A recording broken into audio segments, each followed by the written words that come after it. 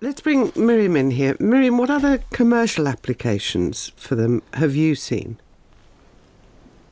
Well, really, I mean, no pun intended, but the sky is the limit.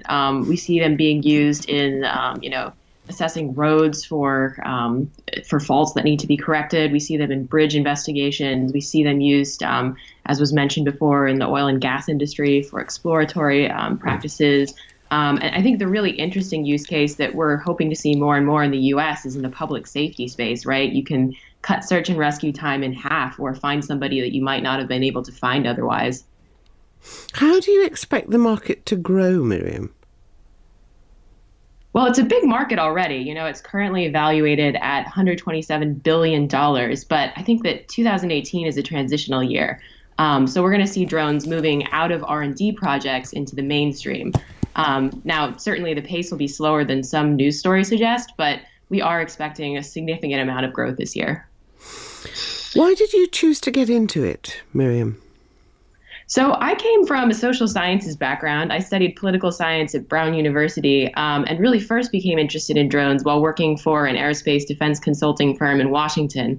But specifically delving into the drone industry, an opportunity came to work for a fantastic startup called Consortic. When I realized that I could move from telling people how to do things as a consultant to actually facilitating operations that have real world, immediate, positive results on people's lives and people's business operations, it was kind of just a no-brainer. But it definitely didn't come from a STEM-specific background and an early desire to get into the sector. Miriam, I know you believe that more women in the industry would be a jolly good thing.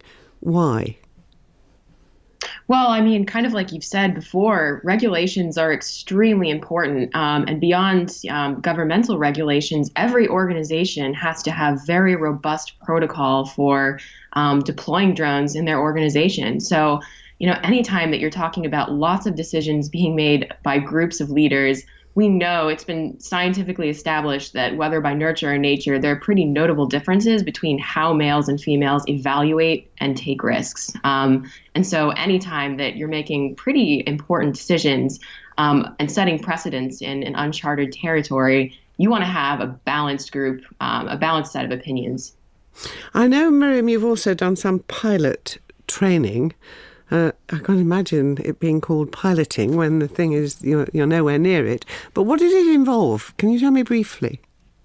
Sure, yeah. So from a knowledge standpoint, you need to know everything about how to operate under either the CAA or our Federal Aviation Authority regulations. And so that's everything from learning how to read aerospace charts and navigation, learning flight-specific meteorology principles, system maintenance, decision-making, and then from a hands-on perspective, you got to be able to perform maneuvers with the drone, right? So both simple and complex in real-world settings. So I think it's important for people when they want to operate commercially to think not just about, oh, can I do a figure eight in the air? That's what people think about when they think about flying drones. But actually, it's about, okay, how is this going to make me money? Or how is this going to make my organization safer? And what kinds of obstacles do I need to be able to maneuver around? So that's just, getting started. And then from there, it's just repetition.